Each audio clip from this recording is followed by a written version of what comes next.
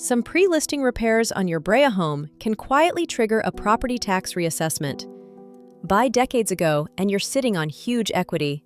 3,263 Brea homes bought before 2006 now carry 60% or more equity, and that big equity tempts a big remodel before listing. California treats paint, flooring, and leak fixes as maintenance. Additions and full renovations can count as new construction and get reassessed. Best return comes from the least glamorous fixes. These repairs generally don't add to your cost basis. But skipping a $400 leak fix to protect basis makes no sense because that fix protects your sale price. We confirm tax treatment with your CPA first. In June, Brea homes sold in 28 days with 52.6% closing above list.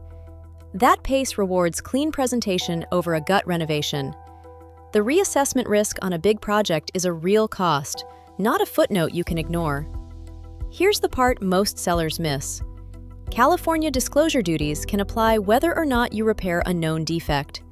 Ask a real estate attorney about specifics. Before you spend $1 on prep, let's map which repairs pay off. Call the Wendy Rawley Team at 714-746-6355.